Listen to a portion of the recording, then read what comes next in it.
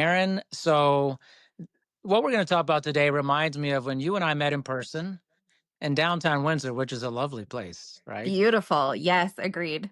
And we got into this big conversation kind of about, and this was from when we were both on a webinar together or a podcast about supporting people versus being exploitative Hmm. in our business. And I've always said this that I think our business is one half really amazing and incredible, and the other half completely full of shit. Yes. Scammy. Scammy, Very scammy. scammy. So I want to expand. I want you to expand upon, and we'll get into this about kind of this angel on one side, devil on the other side thing we have going on in our profession here. Yes, absolutely. And I think it's such an important conversation, especially as the work that we're doing on the mentorship program. And the question that we're always asked is, can we monetize this ethically? And that's really where this is coming from is, well, that depends on your purpose. Is your purpose to support or is it to exploit? And I think there's this notion of, and you and I have talked about this several times about accessibility. And if we're going to level up the industry, we have to make these support networks accessible to all professionals. And just as our profession exists on that spectrum of like one side angel, one side devil, it also has a spectrum of different different levels of experience and professionalism. And you and I work in this space in such a way that we work with all of those types of professionals, right? So we work with people like us who are career professionals who have been in the business for 2 decades or more.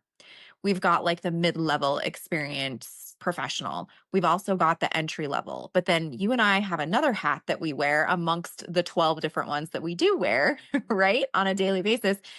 We have those aspiring professionals in our classrooms at multiple universities that we teach at.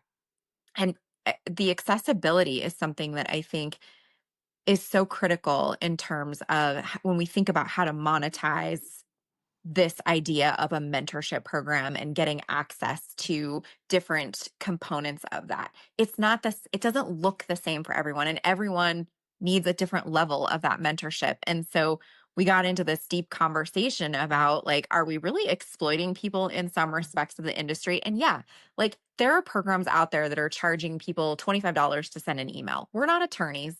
We don't have a retainer. Why are we charging for something like that when it's literally like trying, the whole idea is to elevate the industry so we can elevate the client experience and provide a level of seriousness to the work that we do so that we kind of mute that side of the industry that's scammy, if that makes sense.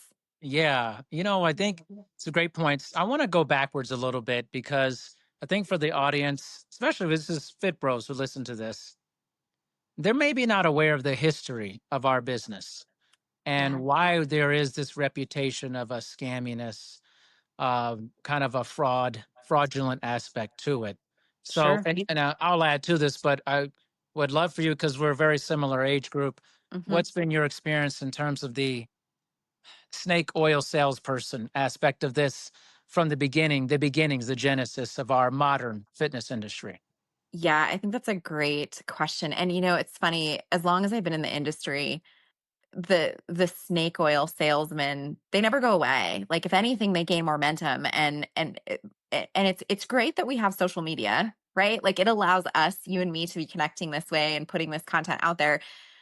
But it also allows those snake oil salesmen to have a stronger voice and a greater presence. And it is proving to be a little bit more challenging, I think, for the legitimate professionals. And I think part of the reason some of that scamminess exists is if you look at our industry, while we do have certifications and standards and things like that, we don't have something that governs the overall requirement for you to be X, Y, and Z. So we've got some .com-y type of certifications or type of professional licenses, so to speak. And I use that term very loosely because it's not really a license, right? Like you go on and you take a 50 question multiple choice test and you hang your shingle and say, oh, I'm a nutritionist. Yeah. There's not. And I think that has allowed some of that scamminess to seep through, because while what we do as legitimate professionals is evidence-based, what others are doing because of a lack of consistent standards, one across, I think, nationwide, but then also like it varies state to state, right? Like in some states, you very well could go and hang your shingle and say, I'm a registered dietitian or I'm a nutritionist. But in other states, that's completely illegal without that specific designation. So there's this notion of we haven't leveled up our requirements enough. And so it kind of allows anyone like, oh, I'm interested in fitness. I'm going to go be a personal trainer. And it takes so much more than that. The work that we do is so hard. And you literally have somebody's health and well-being in your hands. And so I think part of that issue is stemming from we don't have consistent standards and we don't have like a rule of law, so to speak, or like a source of truth. And so Yeah. for the consumer, on the consumer end, if they see like a bright shiny image and it's somebody selling like this, green detox, so to speak, like that's pretty popular right now is you need a detox. Well, the true scientists know we have normal, like natural detox systems in our body. We've got a liver, we've got kidneys, we've got skin, right? Yeah. Those are our detox mechanisms that function physiologically. But then to the consumer, it's like they see this and they think, oh, well, this person looks great physically. They seem to be full of energy. They seem to like have it all together. It's their highlight reel, right? It's not the behind the scenes stuff. And chances are they're not qualified in any way other than being like genetically well formed. And that's their calling card. So to the consumer, it looks good. So they're going to buy into it. And then that becomes the perception of, well, that's what the fitness industry is. And then it becomes this wellness culture and the diet culture. And then it just starts to unravel from there. So I think that's part of the issue is like, we got a standard problem. Yeah, I think the rule of law, it's a real issue. And also, I think, and we were talking about it when we met in person, is it used to be that kind of our quackery, our fraudulent nature of our business was pretty much in a box and late night. It was the Yes. late night infomercial. It was all the names, all the people just hawking really ridiculous stuff. And it was kept to a time when honestly, not a lot of people were paying attention to it. Right. But when we went Exactly. to a 24-hour cycle for TV, I mean, I remember when TV turned off, like there was no more programming, at a certain time. And I was a kid, but now that we've democratized our voices. So anyone can be a somewhat of a player on the scene to Absolutely. create those things, So it's we've had a history of snake oil salespeople. Just you're right, they have a much larger reach now. Yep. So then the public has a much harder time disseminating whether this is a supportive thing or whether this is exploitative. And Exactly. easier to exploit people more than ever now. Yeah. And you think about like the platform that these people have is free. So there's no investment, there's no skin in the game for them to get out there and peddle their garbage and their diarrhea tea and all their expensive stuff, which when we break it down, like that's what it is. You're paying to produce very expensive urine and diarrhea tea. Like that's exactly what this is. It's not doing you any favors. And I'm just going to cut straight to the chase, Yeah. be perfectly transparent about it because again, like if we're talking about exploitation, that is what is going on here. And that platform for them is free.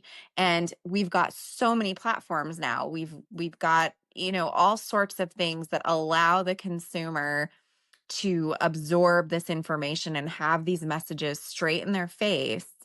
And and the other thing that these people do, and it's kind of ingenious, is they make it real simple to like you're hooked and then you click and you buy and it's a bright shiny deal, right? So it makes it very easy for them to disseminate their bullshit message, and it makes it very easy for the consumer to take it. And like you said, it's so difficult for consumers to have a filtration system of like what's factual and what's not because it's so easy to trust the person online.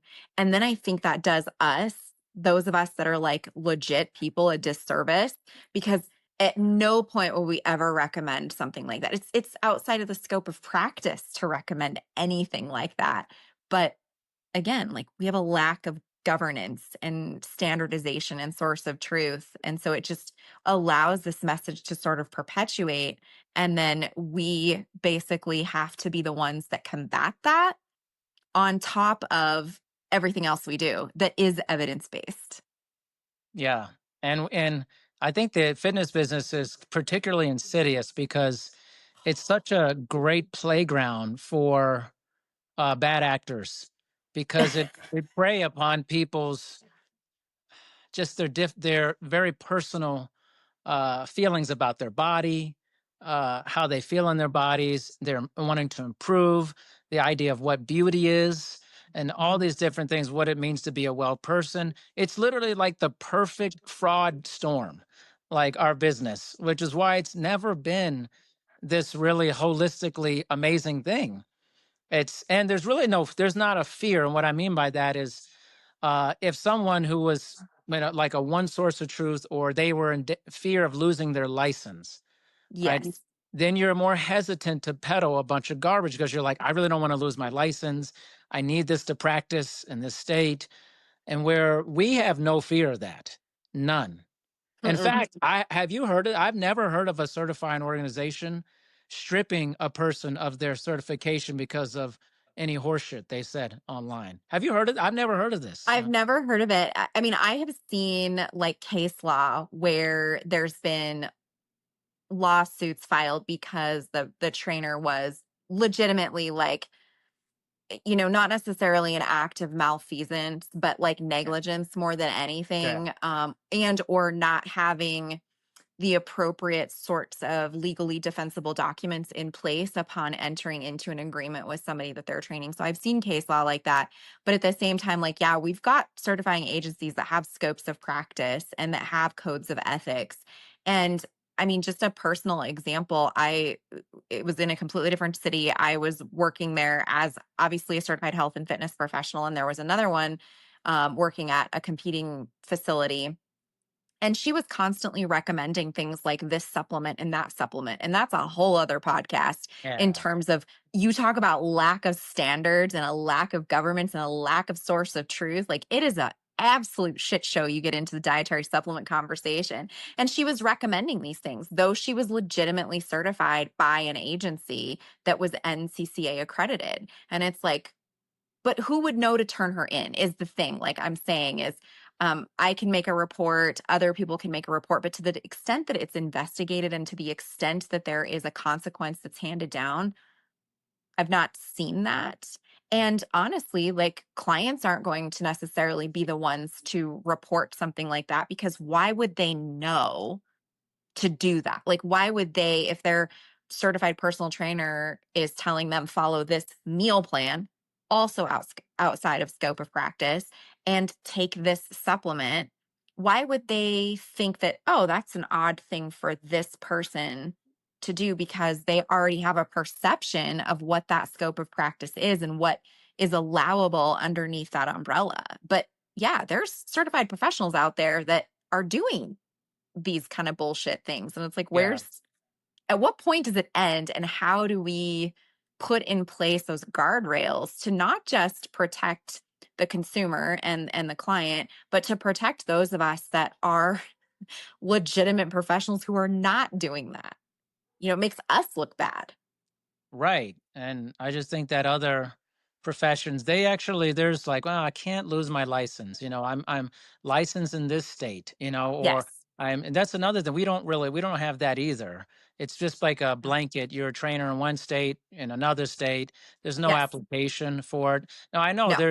there'll be plenty of people listening to this and see it go, Darian, I'm deeply involved in this legislative action of this. I know about this. It's more of a headache than a net positive for it, but it's more Yes. just to stimulate the conversation related to we have to cut down on the exploitative nature of our Yeah. business.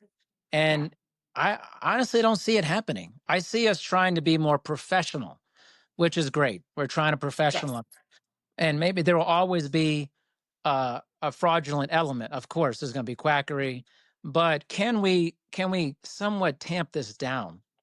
Right. And I'm always trying to think, what are the solutions behind that? But also, I think we need to have better solutions because, like for what you and I are doing with mentorship, I think it's part of the hesitancy. As people don't want For to be sure. scammed, they're used to being scammed.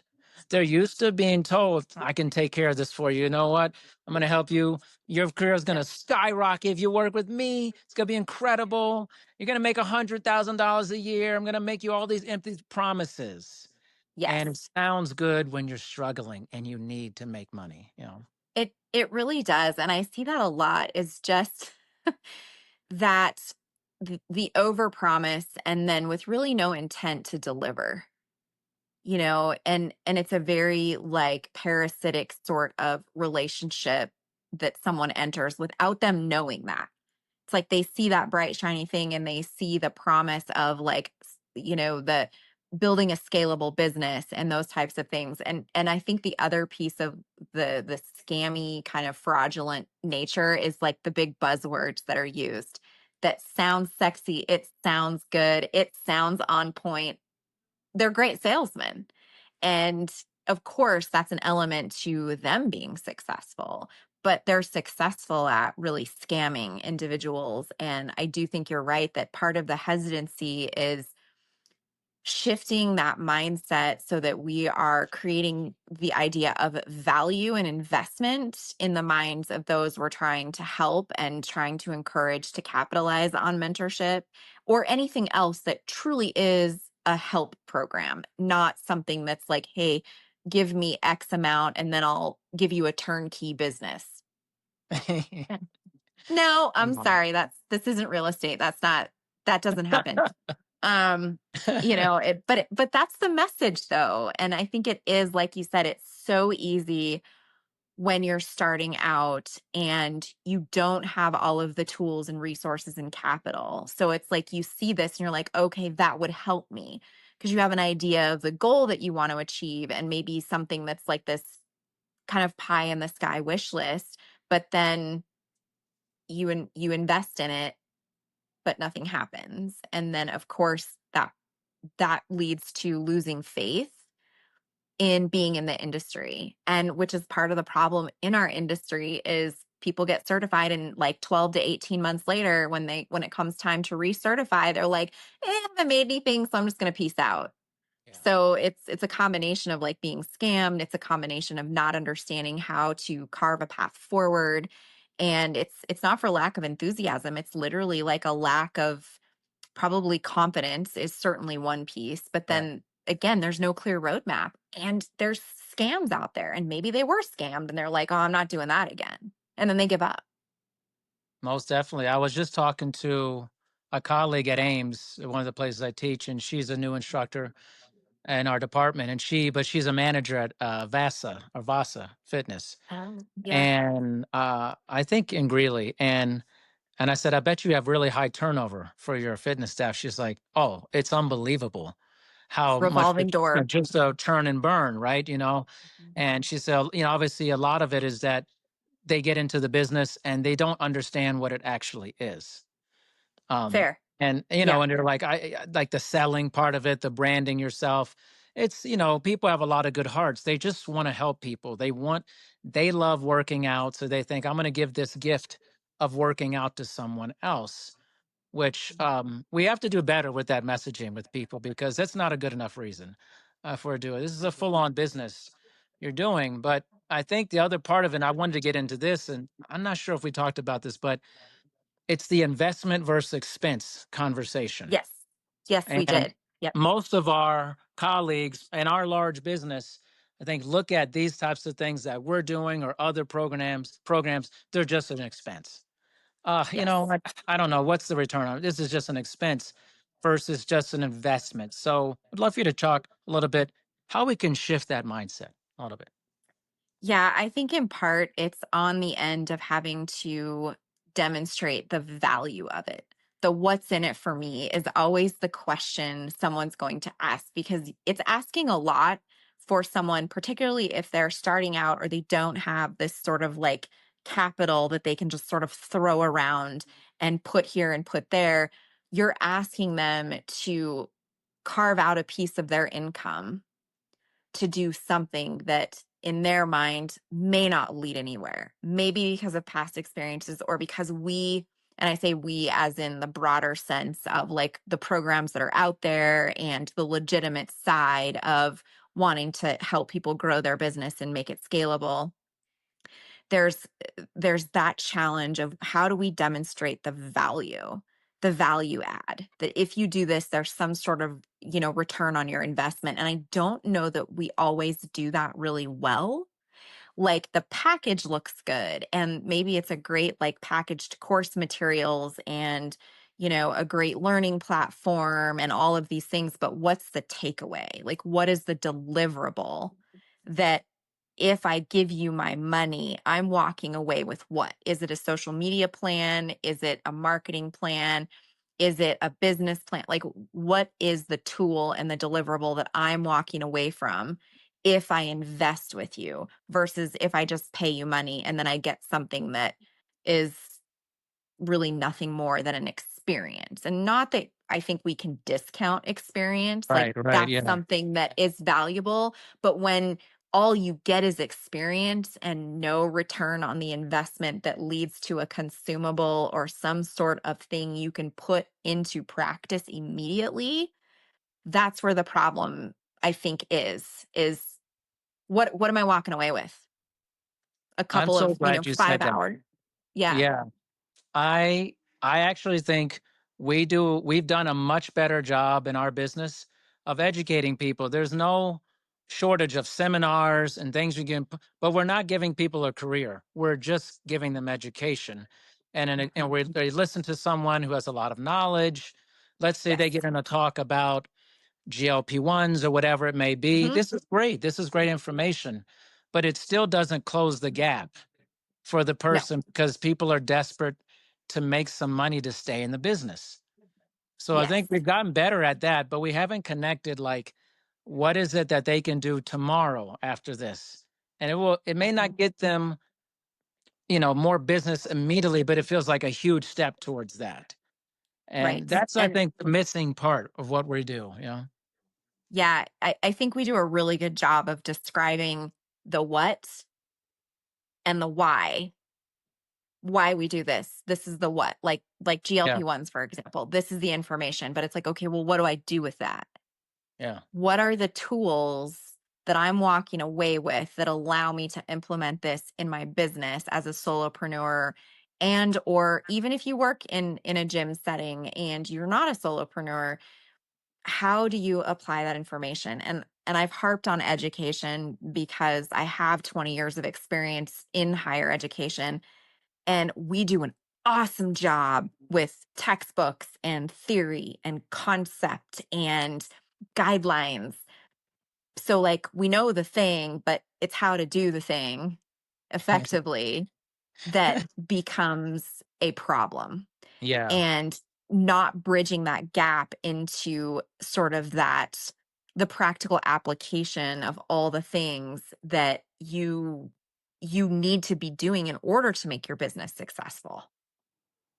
Yeah, 100%. And I think that if we can actually get to that point of giving people something really tangible. This is the problem with our education working in colleges is it's historically a dinosaur, very ancient system that doesn't teach people how to do their jobs unless they're in the major healthcare jobs, Sure. where they're going in to Sure. be an anesthesiologist, or maybe, they're going to be a radiologist or something, doctor, like, okay, there's a pathway, residency, all that. They're learning. You very Yes. rarely learn how to do your job and then learn how to be a good business person in that job. Yes. We're failing Yes. miserably in colleges with that, miserably. Mhm. Yeah, and I find too in certification programs there's like a piece of the businessy sort of like what's an S corp, Yeah. what's an LLC, what's that. But in terms of really being able to help people differentiate between what it means to, you know, be a business owner versus an employee. And as a business owner, that can take the shape of like it's just you. It could be you and a partner. It could be you and some employees. And then what does that look like? Like your business model changes. And if growth is in your mind, naturally that's going to evolve. But there's really no specific steps of like, this is how you effectively run a business. Yeah. And how, and I always tell my students, like, there are aspects when you get into the industry that is working in the business. So like that's your time with your clients, that's writing the programs, that's coaching them, that's those things that you do on the floor, so to speak. But then there's working on the business.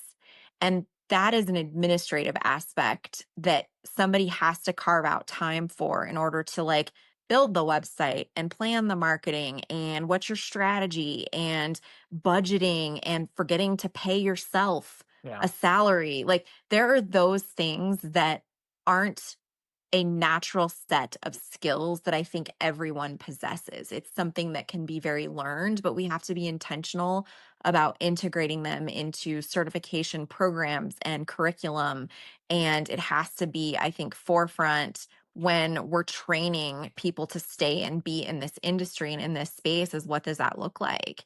Because you're leaving a lot of money on the table if you don't have those skills. And then not to mention the like government tax issues you can find yourself Yeah. ensnared in if you don't know like, oh, I guess I do have to refile my LLC and I have to like report my income and I have to report my losses and all those things.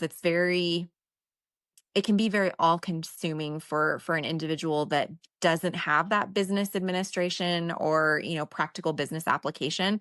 And I think you're correct in that, like, we don't do a good job of No. emphasizing that has to be a component. Like sales has to be a component because how are you going to get the clients if you can't make sale?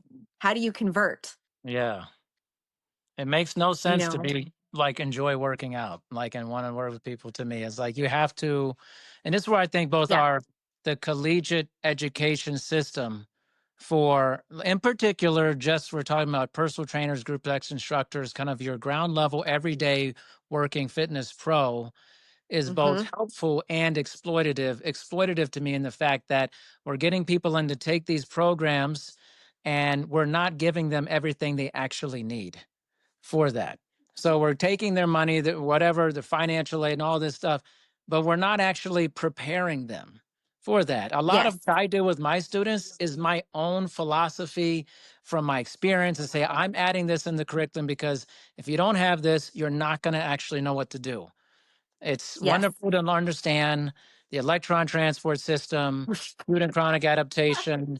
I used to like literally know the Krebs cycle forward and Inside backwards. and Like it out. was like, man, I would know the sarcoplasmic reticulum, acetylcholine. I can still I'm pumping it out now, right? It's like that Right. never makes you a great trainer. It just never makes you a great fitness No, professional. The clients have it no clue.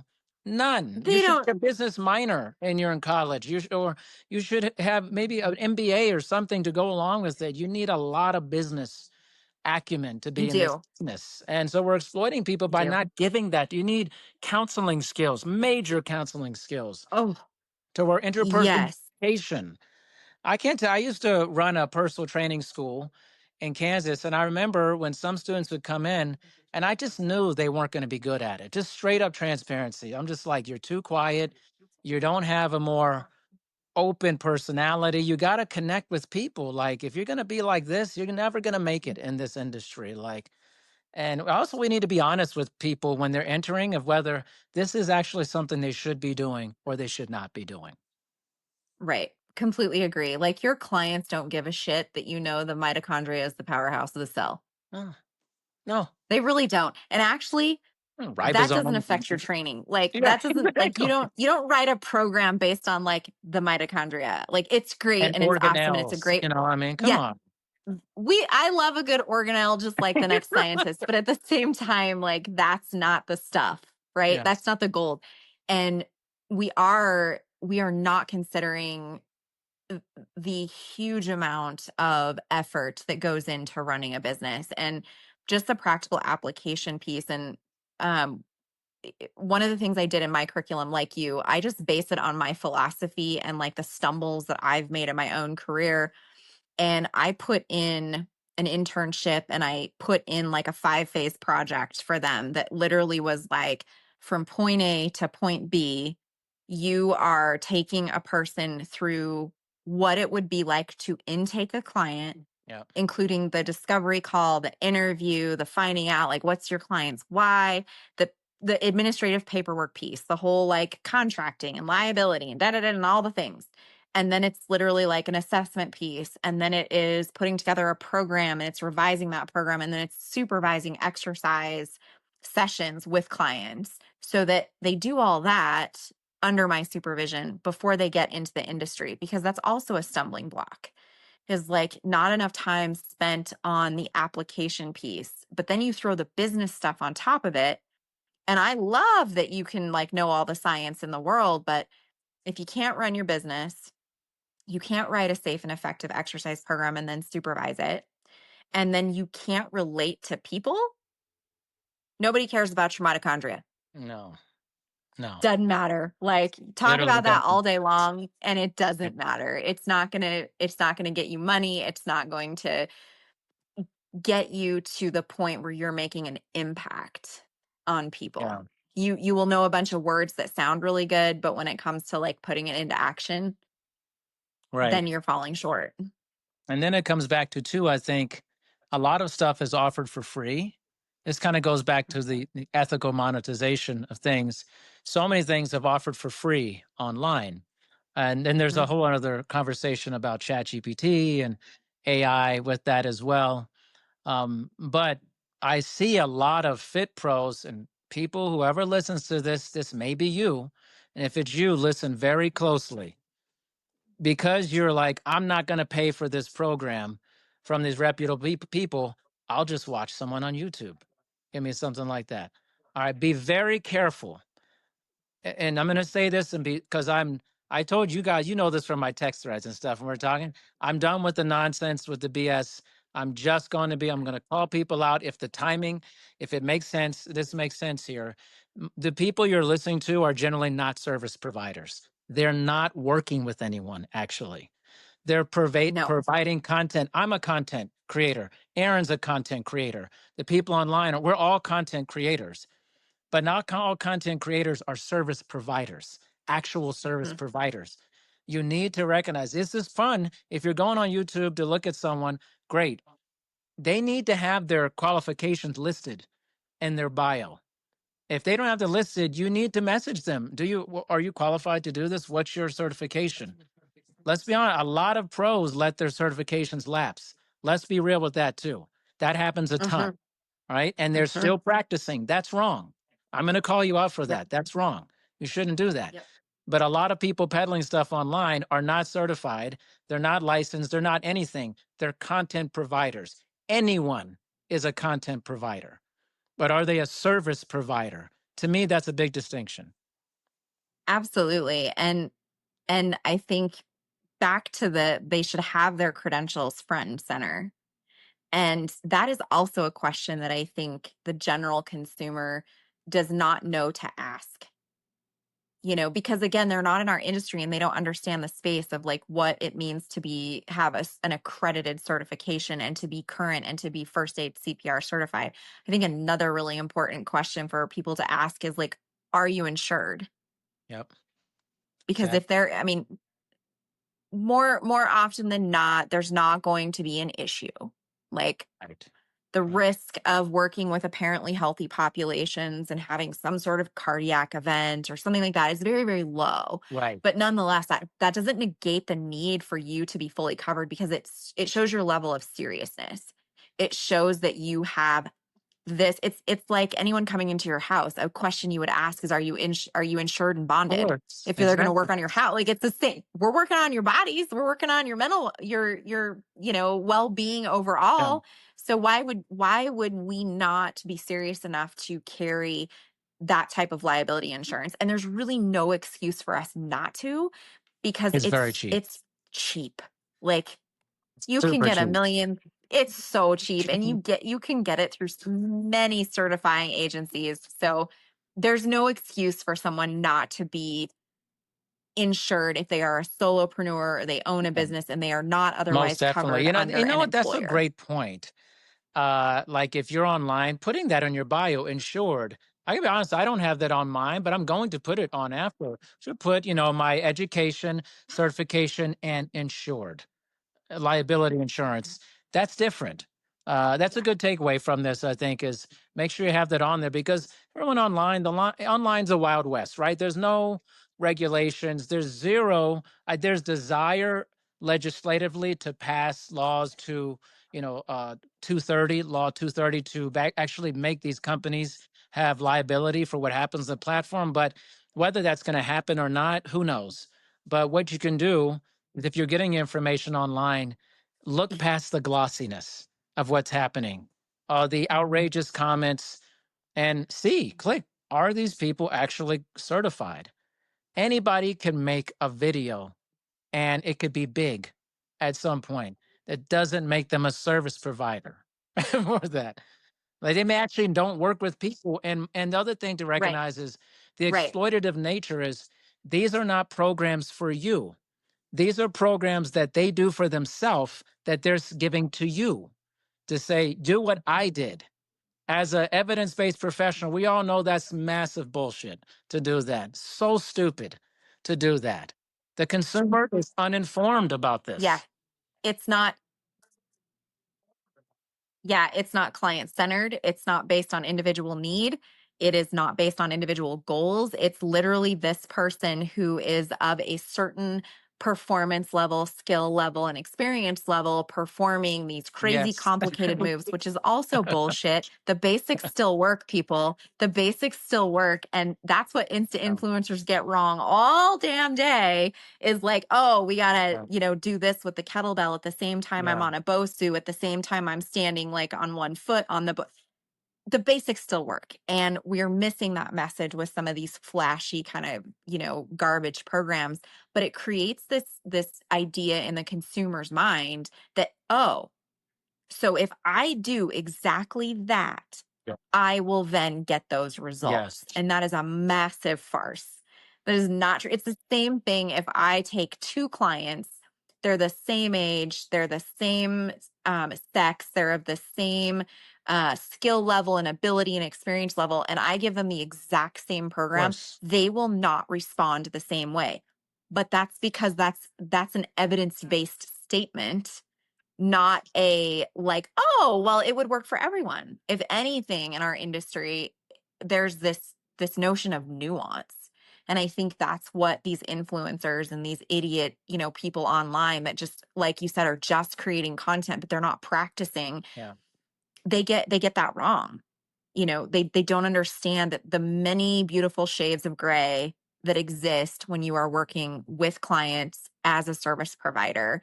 It's just literally like, do this 20-minute booty burn, and then you too can enjoy your Well, mashed I think the potatoes other at thing too, Aaron, Thanksgiving. is, and this is a hit against our What? profession. I love a lot of things about our profession, but I also think it's one of these principles too that the further you get away from the practitioner, you start rising from being a practitioner to whether you're a fitness director, a general manager, just a content creator, you start losing what it's actually like to work with people. That's why in my career, I've never stopped training. I've always trained a lot Yes. because I've never wanted to lose my edge because I've always seen professionals who were, their Mhm. goal was to not be a personal trainer anymore or a group X. Their goal is to become in management. And then they never train anybody again, or they never work with the consumer, actually work with them. You know what? They're content providers too. Mhm. They're no longer service providers. And I actually think it's one of the biggest mistakes people in our industry make Agreed. is moving up the ladder and not maintaining, doing some version of working with forward facing clientele. Because it's one thing to talk about training clients 20 years ago and you haven't worked with anybody in 20 years. It's irrelevant. It's pretty much almost irrelevant at that point. You've lost touch as things have changed. And so people who are in senior executive positions who complain about content providers, you're the same person, pretty much. You're no longer a forward facing service provider. They aren't either. So you actually have the same issue going on. You can go on every podcast you want to go on and talk all this bullshit about what's happening in the industry and all this metrics and stuff. If you're not working with people though anymore, so you actually don't know what's happening on the ground Yep. level. You could say you are because you run a facility and Mhm. you're not in the fire anymore. You're not a forward-facing provider. This isn't me slamming people. I'm just saying if you're going to talk about those professions or what needs to happen, I'm less likely to be interested in it if you're not working with anyone anymore. That's the problem we have with influencers. They rarely work with actually A people. hundred, They just give content. So do a executives hundred and percent. VPs. They're the same way. Mhm. Yeah, 100%. And there's nothing I love more than when some administrator who has no connection to the classroom comes in and is like, you might want to teach it this way. Thank you. Peace out. Like, this is my classroom. You're not involved in it. It's the same thing in the industry is like when we remove ourselves from the day to day, that's where the hard work takes place. Like that's where the real struggle is. Like some of the hardest pieces, I think, of what we do in working with our clients is sitting in the dark with them in that space of frustration and in the suck, in those moments of where like they don't feel like they're making progress or they've had a really crappy week. Like that's where those connections are made. And that's where I think you grow the most in your skill set is when you are working with those people because people are honestly pretty unpredictable. They're a mixed bag of all sorts of things. They're complex stories that come to us with all sorts of experiences and the nuances that they possess. And when you're not working with that, how much do you really understand about the current Exactly. struggle the current trainer Remember that faces? show? It may still be on, I I don't know, don't think you Undercover do. Boss. And they would take the CEO of the company would actually work the Yes. fry line or something, and and they realize, wow, there's a lot happening here. Mhm. I just hard. I don't really know what's going This on. is hard. Yeah, that's what happens. To me, those two people, the executives and the content providers who are not working with the service, working forward facing, they have the same problem. There's a gap. So they don't understand actually what it's like. And then Yes. in the content provider space, the consumer, I guess who's, they're just watching videos. They don't understand. They're massively uninformed and they don't understand whether this person's certified or they're actually working with people. And their goal may actually not to work with people. Their goal is to create Mhm. content to monetize and to get brand deals to make money, not to help you. Listen, I hate to say this, but if your No. videos are about getting the biggest ass possible and growing your glutes, it's probably not to help other people. It's so that you are a symbol to create outrageousness and get clicks and views. You're working on your body. Your body. It's not for other people. It's your body, and then other people Yeah. click and subscribe, then you make money off it. That's what it is. Like, Right. Yeah. I think I think that's such a fair and valid point is we can't exactly. ignore the entertainment value that some of these people are bringing. Like we got people that show up as the most yassified version of themselves and it's click worthy because of that image. It's not click worthy because of the value. It's Right. click worthy because they're scantily clad and they're all done up like I don't know about any other, person, but I don't show up to a Yeah. workout in full on makeup and my hair's curled. Like you're not even putting forth a realistic perspective of what Yeah. this work means and is. It's Yeah. literally there's an entertainment value that some of these And people good are for going them. for. And I I'm mean, not hating on props them. to them because they do it I think well. people will listen to this and think, oh, Yeah. Darian's hating. I'm not hating Huh. on them. You do you. If you're making a living doing that, I'm No. gonna dap you up. Boom. That's good for the consumers. Don't assume Hmm. that these Good for people you. are working to help you. They're working to help their brand and to get brand Yes. deals and to get free clothing Mhm. and to get drinks to sell and to increase their subscribership. Doesn't make them bad people. I don't think that. I just think they're monetizing something. But on the No. other side, they're not working to help you individually. It's just what they're doing. What I ate in a day is literally just what they ate in a day. It has nothing to do with you. Aaron. God, I hate that. No, I hate that. Like I see that like I'm a personal trainer and Yeah, these are the 5 meals I ate today. First of all, you're making a massive assumption that right. fits the macros that every other person that's watching your content needs, that is something they enjoy. Yeah, I mean, let's like eating should be joyful. Like it's the center of celebration, it's the center of holidays, it's all this stuff. So you're making a lot of assumptions on your end when you put out content like that and sending the message that, well, if you eat this, then this is going to happen. Like they're trying to make this direct cause and effect, and you can't. That's exactly. not It's just evidence someone's based meals for the day. That's literally all it at is. all, Anybody could do it. Yeah, I don't know. It's and nobody God. cares. Like I don't give a You shit got if you put overnight kale oats. in So your what? smoothie. Like I'm like, props to you. That's great. It's a great source of. How is that helping them? It's not. right. It's helping you, and it's showboating in some ways as well. If there's not like, what's the mission behind it? Is the other thing I think Yeah. that And again, you need to good be for them. honest It's about. great. You've done something. But it's a Yeah, cautionary tale that if you're looking to get guidance, you should be very specific about what you're looking for because, and I'm not even saying these folks are exploiting other sure. people. They're just trying to make their money. They're just trying to make money, get famous, whatever. That's their thing. Yeah. But it could feel exploitative Yeah. if you're falling into this trap yourself. You're like almost self-exploiting yourself, being like, "Oh, this person's so popular. Look at their body. Oh my gosh, it's like and so this is Yeah. my ding against the consumer. Be smarter. Think before you do stuff. Ask Hmm. questions. Stop being Ask such a questions. sheep. Stop Hmm. following everything you see. Like have some discernment. Discernment is a lost quality in our society. Hmm. Sit, pause, Yeah. think, think. Like, sit with this Sit. idea. Sit with it. Yeah. Engage the brain. Yeah. Yeah. That's the thing is like the detox that we really need. I think it's Yeah. probably like an information cleanse, a social media cleanse. Because yeah, we get information all day long. The degree to which it is valuable, evidence based, informed, well Yeah. researched Yeah. varies widely on a spectrum. Sometimes they're just taking creative liberties with some research. They're cherry picking and putting out pieces of information that ultimately, if you look at it in the broader context, Right. is really misrepresented.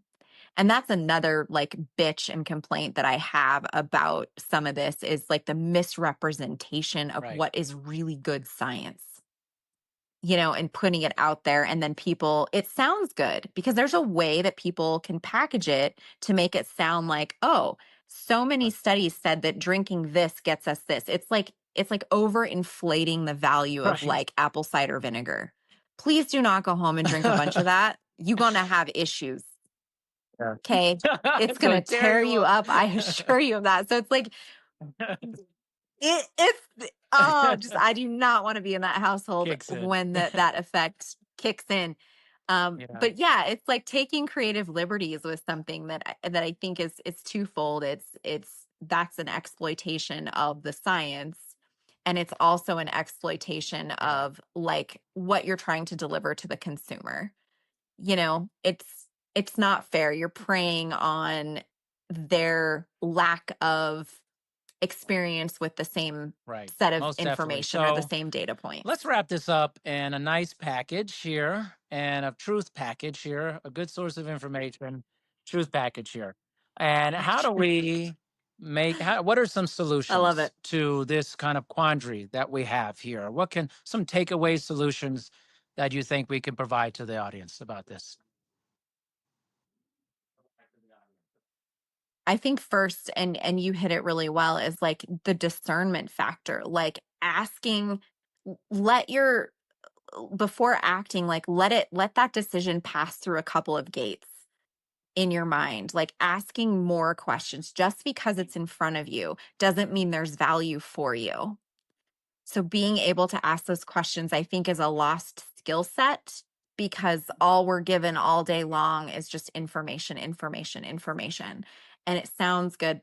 But again, like just because you're seeing it doesn't mean it has value for you. So being able to ask those questions. And I think on the professional end of things, making sure that you always have like what we noted, putting insured in your bio and making sure that you've got your certifications and telling consumers you can actually go and check if it's valid. You can verify the credentials. So if somebody says I'm X certified, you have the ability to check that. And I don't know that consumers know that. And then I think there's this other piece for the professional that it's like that comparison trap and understanding that there's a difference between legitimate followers and those that are borrowed or bought, which is like a whole other conversation we could have. But like focusing on how you add value and crafting your message in a way that is like, this is what you get from me by investing in this. And making sure that that value is front and center. Because again, like we've said, I Yeah. don't think we've done a good job of that.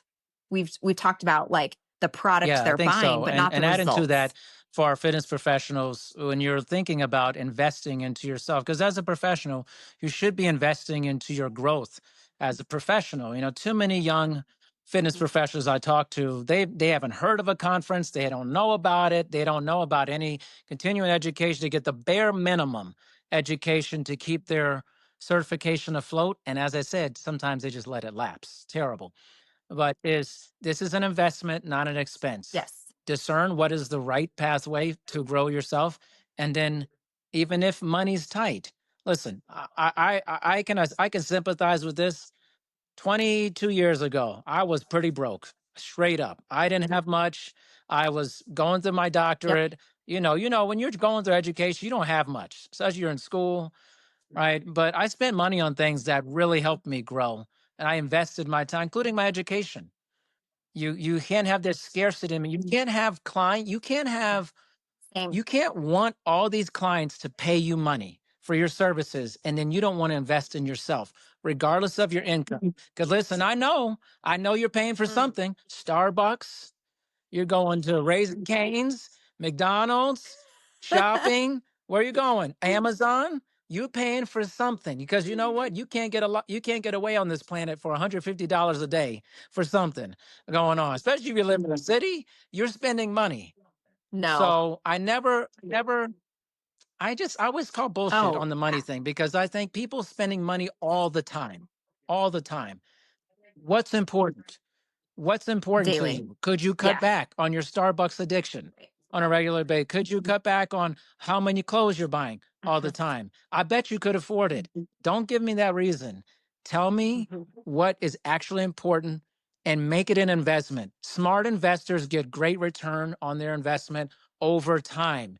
No one hits, you're not, this isn't a lottery. You're not going to hit the lottery like, oh my God, I did this mentorship program, Darian, Aaron, Debbie's mentorship program, and I'm making $10,000 a month. That's ridiculous. That's not going to happen. Okay. That's not going to happen. You're going to Yes, be dinking and that's dunking insane. along. Yeah. You're going to throw some screen passes, No. couple wheel routes, and you hit a touchdown at some point. It's like, it is what it is.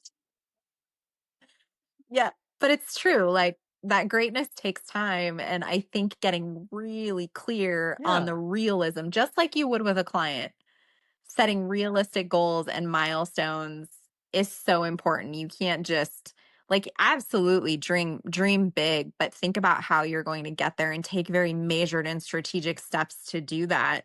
Because yeah, like you said, like there are two things happening right now. One, it is too expensive like every single day. Like why is it so Right. Right. expensive? And also why is it so Exactly. hot? So there are two things that are Expensive and circling hot. around in my head right now this month. It's like, what? Right. Don't ask me questions in this hot ass weather. Okay. Just don't. Um, so yeah, getting very clear on like where your monies are going right now and how can you maybe restructure that in a way that allows you to invest in something more that's going to give you a return Eventually. eventually. Like it's Yeah, like you said, like it's eventually not an is the overnight word sensation. for that. And you Hmm. got to spend something. You're going to spend it, whether it's on your Yes. certification, your formalized education, something you got. Listen, I'm talking to you guys right now.